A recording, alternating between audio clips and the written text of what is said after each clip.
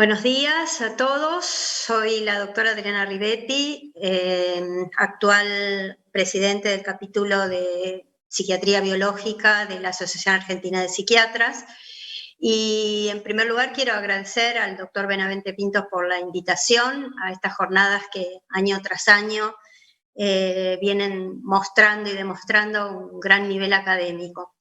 En este caso me toca hablar del tema de la sinapsis y de la teoría sináptica hoy en el 2021, a donde estamos parados hoy en día. En el año 1999, el profesor Eric Kandel escribió este artículo en el American Journal of Psychiatry, que fue prioritario al premio Nobel que va a ganar en el año 2000, premio Nobel de Medicina y Fisiología por sus estudios sobre la plisia. En este artículo él comienza diciendo, citando dos frases de Sigmund Freud. El doctor Eric Kandel tuvo su primera formación dentro del psicoanálisis, donde dice: debemos recordar que todas nuestras ideas provisorias en psicología se basarán presumiblemente un día en una subestructura orgánica. Debemos esperar que la fisiología y la química nos brinden información sorprendente. Podría ser que arrase por completo la estructura de nuestras hipótesis. Esto decía Freud, y él comienza su artículo en el American Journal con estas frases de Sigmund Freud. Y esto es así. En este artículo él presenta este esquema que todos nosotros conocemos, de cómo afectan el estrés y los esteroides adrenales al hipocampo. Es un esquema básico de todos los circuitos de conexión del hipocampo, y en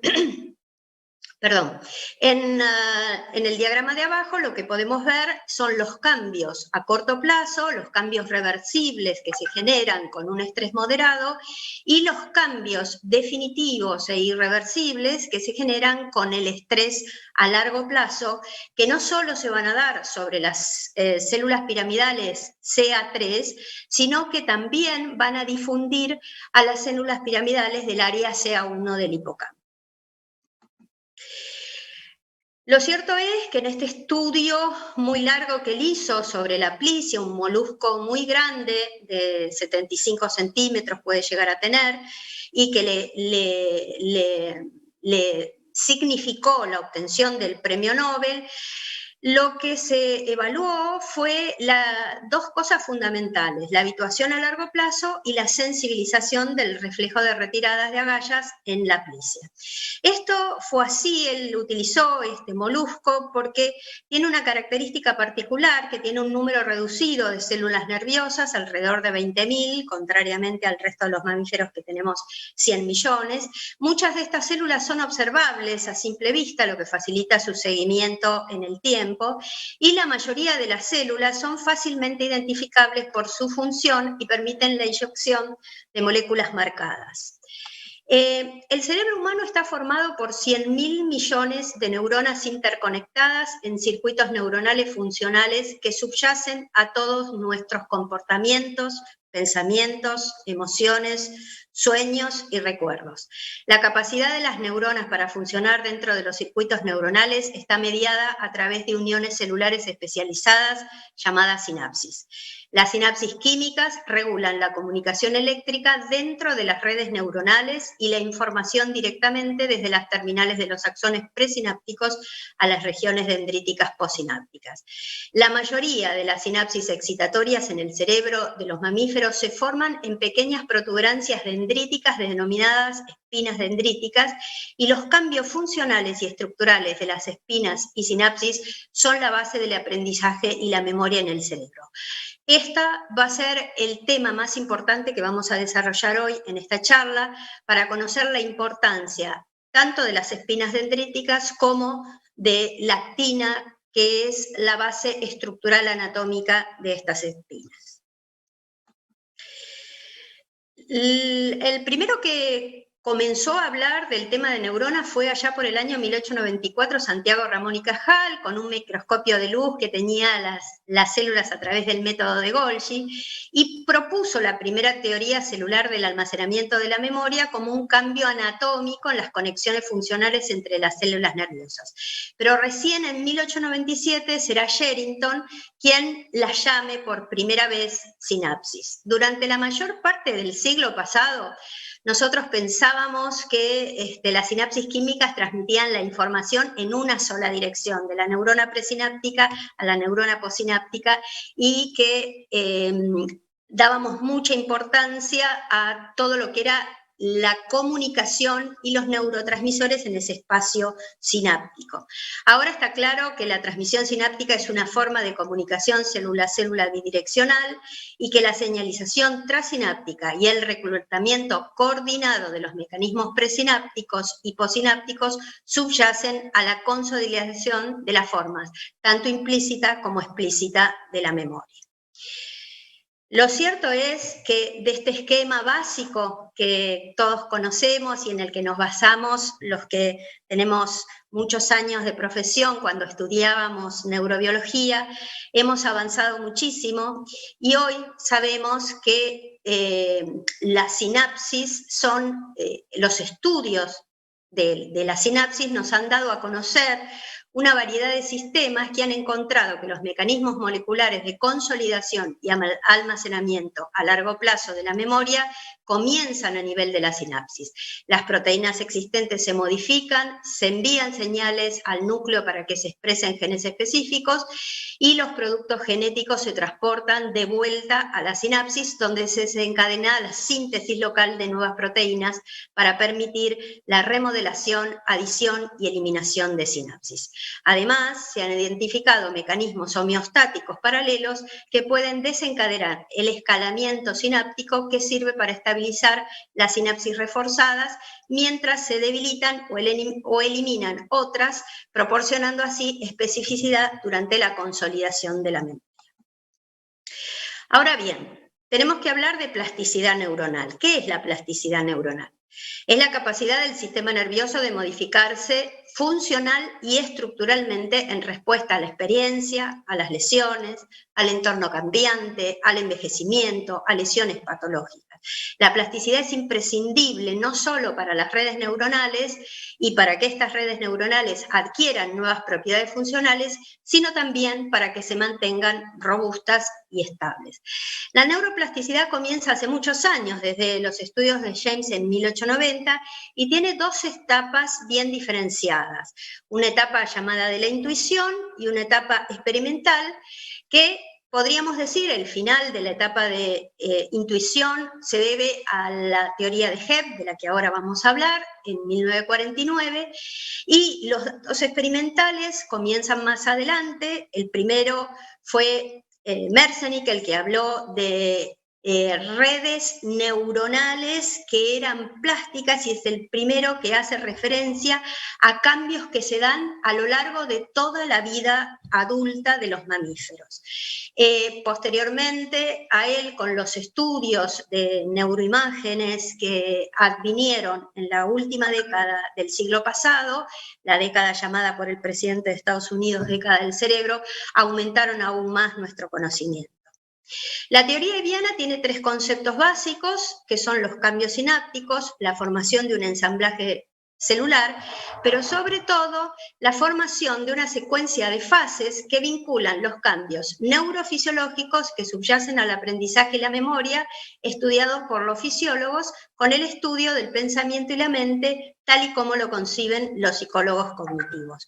Lo importante de la teoría hebbiana es que una serie de conjuntos celulares conectados por la actividad neuronal a lo largo del tiempo lo denominó secuencia de fase y esto proporciona la base neuronal para un tren de pensamiento de un conjunto de células a otro. Esto es lo más importante que dejó la teoría de Hebb.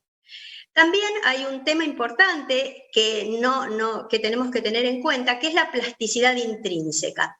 Es importante señalar que el postulado de Hebb contiene dos conceptos, tanto la plasticidad sináptica como algún proceso de crecimiento o cambio metabólico en la neurona que se ha demostrado y se ha denominado que es la plasticidad intrínseca. Esto ha devenido en la activación de las vías bioquímicas intracelulares, la expresión de genes, los factores epigenéticos y la síntesis de proteína que conduce a la remodelación, sea por el lado del fortalecimiento o del debilitamiento de la sinapsis en los conjuntos celulares. La plasticidad Hebbiana y homeostática son imprescindibles para el funcionamiento y la transcripción de la memoria. Se ha propuesto que estas dos plasticidades tienen que trabajar de manera conjunta. La plasticidad hebbiana está implicada en los cambios de por vida, la capacidad de almacenamiento y la solidez de la memoria, mientras que la plasticidad homeostática implica mecanismos sinápticos y extrasinápticos como la regulación de la excitabilidad neuronal, la regulación de la formación de sinapsis y la estabilización de la fuerza sináptica total y la arborización dendrítica que todos conocemos. La teoría hebbiana ha tenido a lo largo del tiempo pros y contras. Los pros tienen que ver con el cambio sináptico y la formación de conjuntos celulares y secuencias de fase que pueden vincular la neuroplasticidad con los procesos cognitivos y las teorías neurofisiológicas de la plasticidad sináptica basada en fenómenos experimentales de potenciación a largo plazo, la depresión a largo plazo, que se utilizan ahora para explicar la base neural del aprendizaje y la memoria. Como contras, uno de los principales detractores ha sido Trachtenberg, que dice que la sinapsis no es la mejor opción cuando se busca el mecanismo básico de la memoria del cerebro, modelos de aprendizaje y memoria basados en la plasticidad no sináptica, también como contras que ha tenido, y la transferencia de ARN mensajero de animales entrenados a aquellos que no lo están, es suficiente para inducir correlatos conductuales de la memoria y que estos cambios dependan de la mediación del ADN. Aunque estas opiniones genéticas y epigenéticas son opiniones minoritarias, no podemos descartarlas y tenemos que tenerlas en cuenta. Lo cierto es que la teoría de Hebb ha dado lugar a nuevas investigaciones, por eso nos apoyamos en esa teoría, como son los mecanismos fisiológicos del aprendizaje y la memoria, el aprendizaje y desarrollo, la duración de la memoria, la toma de decisiones y el aprendizaje del lenguaje. ¿Qué hay de nuevo? ¿Qué es lo que vamos a ver hoy como lo último que tenemos que saber a nivel neurobiológico? Por un lado, que como les decía antes, las espinas dendríticas están a la orden del día y es donde se está haciendo foco en todas las investigaciones a nivel anatómico, que son pequeñas protuberancias ricas en actina de las dendritas neuronales, forman la parte posináptica de la mayoría de la sinapsis excitatoria y son los principales lugares de almacenamiento y procesamiento de información en el cerebro. Los cambios en la forma y tamaño de las espinas dendríticas se correlacionan con la fuerza de las conexiones sinápticas excitatorias y dependen en gran medida de remodelación de su citoesqueleto de actina subyacente. Las pruebas emergentes de evidencia sugieren que la mayoría de las vías de señalización que vinculan la actividad sináptica con la morfología de las espinas influyen en la dinámica local de la actina. Por lo tanto, los mecanismos específicos de regulación de la actina son esenciales para la formación, maduración y plasticidad de las espinas dendríticas. Este es un esquema que seguramente todos conocemos, que es el crecimiento del árbol sináptico vinculado al aprendizaje. Lo que vemos en este esquema es, esto es un esquema basado en estudios en ratones, y lo que podemos ver es que no solo se ha expandido notablemente el árbol sináptico de las células sensibilizadas a largo plazo en comparación con los animales de control, que sino también se ha producido un aumento concomitante del doble del número total de varices sinápticas, presinápticas o vesículas de las neuronas sensoriales. Esto es algo importantísimo porque nos da cuenta, en principio, de cómo es imprescindible esta plasticidad sináptica y este aumento de la arborización que se da prioritariamente a nivel celular a través de los botones sinápticos para que el aprendizaje y el almacenamiento de memoria se produzca. Este es un esquema de lo que estábamos viendo recién, que es la reorganización de la sinapsis posterior a la estimulación de ondas teta en la potenciación a largo plazo. Lo que podemos ver aquí es lo que sucede a los 5 minutos y lo importante después es lo que se ve a las 2 horas. Lo que vemos a los 5 minutos es que los polirribosomas estaban elevados en las espinas grandes, lo que sugiere una ráfaga inicial de síntesis proteica local y a las 2 horas solo las espinas con sinapsis ampliadas contenían ribosomas. Lo que podemos ver también es que estos ribosomas, con el paso del tiempo, se van disminuyendo, pero así como en la estimulación que sucede desencadena a las 2 horas, lo que podemos ver es que va seguido de pérdida de pequeñas sinapsis excitatorias e inhibitorias, pero un posterior aumento de las sinapsis restantes a las 2 horas. Estos datos nos sugieren que los elementos dendríticos coordinan la plasticidad estructural a través de múltiples sinapsis y mantienen un equilibrio homeostático de entradas excitatorias e inhibitorias mediante la síntesis local de proteínas y la captura o redistribución selectiva de los recursos dendríticos. En esta diapositiva lo que podemos ver es el citoesqueleto de las espinas dendríticas. En el nivel superior, la morfología de las espinas dendríticas y la localización de la F activa en las neuronas del hipocampo cultivadas. En el esquema B vemos también una espina dendrítica con el citoesqueleto de actina y los microtúbulos mediante una imagen de microscopía electrónica. Y por último, en el esquema C, lo que vemos es un diagrama muy esquemático donde podemos ver los microtúbulos en color amarillo que se extienden hacia, en un mecanismo funcional, se extienden levemente por el cuello y lo que vemos en negro son las espinas de actina que ingresan y se ramifican en el botón sináptico. También podemos ver la densidad posináptica en color celeste y las vesículas de exocitosis en la parte lateral de la vesícula, como vesículas de endocitosis o exocitosis en la parte lateral de la densidad posináptica. Los cambios estructurales presinápticos a lo largo del tiempo, aquí podemos ver en este esquema parte de lo que veíamos en un diagrama básico en la diapositiva anterior. Lo que primero podemos ver es que hay un efecto de mediano plazo, que es el efecto que se da entre 3 y 6 horas, que lo primero que vemos es el rápido llenado de vesículas sinápticas y material de la zona activa de las varices de las neuronas sensoriales preexistentes. En un periodo de 12 a 18 horas, las nuevas varices sinápticas de neuronas sensoriales. Y por último, lo que se ve en un periodo de 24 horas o más es que estas varices resultantes, recién rellenadas y recién formadas, ya son funcionalmente competentes y capaces de liberar neurotransmisores, contribuyendo a la mejora sináptica que subyace a la potenciación a largo plazo.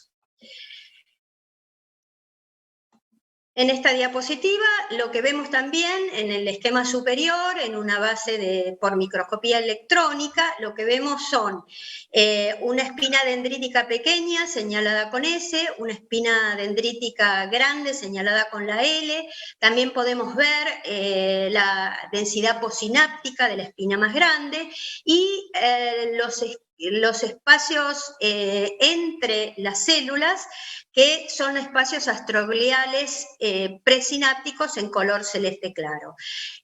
Tanto en el axón de la célula mayoritaria, de la célula más grande, como en el axón de la célula pequeña, lo que podemos ver son pequeñas vesículas. En la célula pequeña lo podemos ver como vesícula de núcleo denso señalado allí.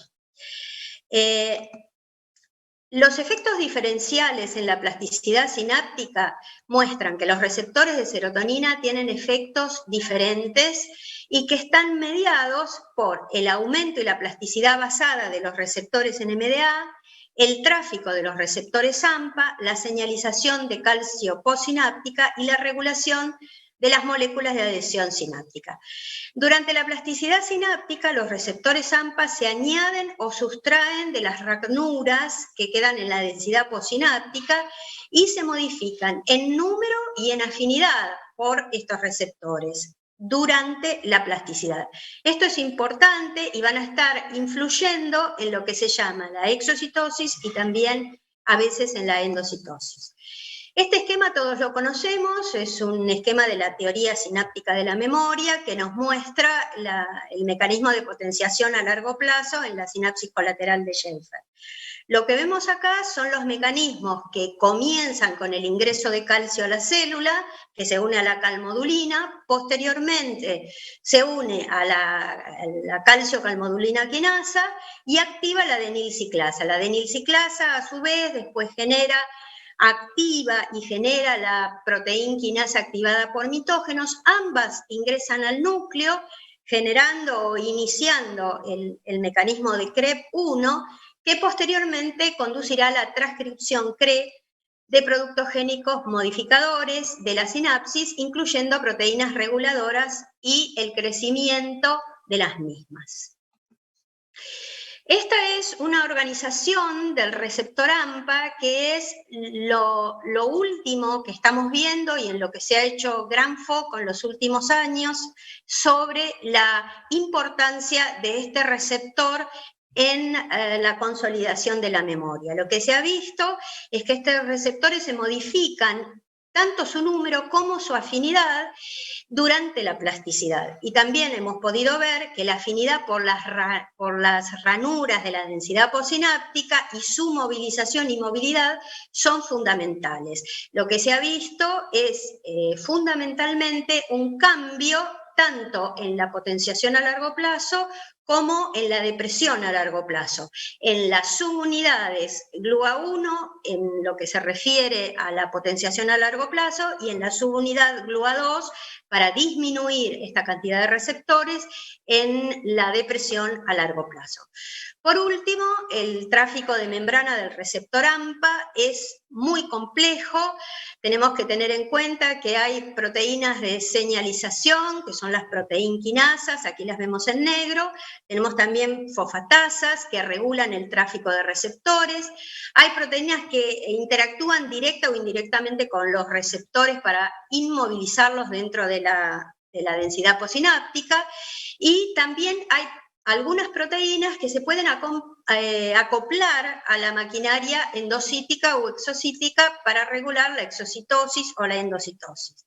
Recientemente hay varias proteínas transinápticas, que aquí las vemos como la neuroligina o las neurexinas, que se ha visto que son muy importantes y que tienen importancia en la formación de la sinapsis. Bueno, hasta ahora hemos visto, como digo yo, el hardware de la neurobiología, y a veces puede tornarse difícil y decimos, bueno, solo aquellos que estamos muy interesados en esto parece que nos interesa, pero lo que tenemos que comprender es que esto se basa y se vuelca a la clínica médica. ¿Qué es lo que nosotros vemos? Que nosotros, a través de todo esto que hoy sabemos, podemos ver cómo, por ejemplo, un IRS actúa, porque se ha identificado una constelación de cambios celulares y estructurales inducidos por la fluoxetina en el uso crónico a lo largo del eje septotemporal del giro dentado y en el área CA1 en la edad adulta y en la edad media. En conjunto, el análisis de las espinas dendríticas en la edad adulta y en la edad media sugieren una mayor sensibilidad del hipocampo de mediana edad y la remodelación de las espinas producidas por la fluoxetina. Una explicación complementaria y muy importante es que existe una acumulación dependiente de la edad de frenos citoesqueléticos que se alivian con el uso de la fluoxetina y resulta en una mayor remodelación sináptica. Es decir, que el mecanismo intrínseco de, por ejemplo, un IRS es a través de esta remodelación que lo que se está viendo en este artículo que muestra lo que sucede en los ratones, también sucede, por ejemplo, en los cuadros depresivos. Por eso la importancia de los cambios neurobiológicos estructurales a nivel de las redes neuronales para modificar el cuadro de base. Entonces, el tratamiento crónico con fluoxetina aumenta la neurogénesis del hipocampo adulto, modula directamente la transmisión sináptica excitatoria e inhibitoria, promueve la desnaturalización de las neuronas granulares dentadas maduras, induce la expresión de factores de crecimiento y cambios epigenéticos, afecta a las espinas dendríticas y a la complejidad dendrítica y promueve la plasticidad sináptica y estructural de las fibras musgosas. Como conclusión, la emergente importancia de la dinámica de los circuitos en el procesamiento de la información en el cerebro nos muestra que los comportamientos animales complejos implican una plasticidad sináptica a lo largo de los circuitos neuronales que implican simultáneamente a muchas sinapsis. Los procesos complejos, como la consolidación de la memoria, probablemente impliquen múltiples formas de plasticidad sináptica, incluyendo no solo la plasticidad hebbiana, sino también la homeostática. Y será esencial la traducción del código del receptor AMPA para entender cómo estas múltiples formas de plasticidad sináptica no solo coexisten, sino que están bien coordinadas para permitir la aparición de la cognición superior. La teoría sináptica de la memoria no ha muerto, definitivamente. Lo único que ha sucedido es que a través de más y más conocimientos que tenemos y el progreso de las neurociencias, lo que ha sucedido es que se ha complejizado. Son dos los componentes de esta teoría, la plasticidad sináptica y los cambios bioquímicos intracelulares.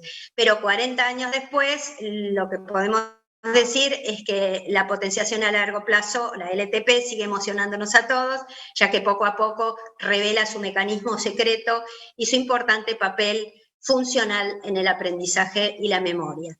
Quiero dejarles como última diapositiva este concepto novedoso que ha sido tomado del biólogo Wilson, que dice que cada disciplina científica básica tendría su antidisciplina. Esta genera una tensión creativa dentro de la disciplina a la que se opone al desafiar la exactitud de sus métodos y sus tesis. En este contexto, la neurobiología es la nueva antidisciplina, para la cual la psicología en general y la psiquiatría constituyen las disciplinas madres. Muchas gracias.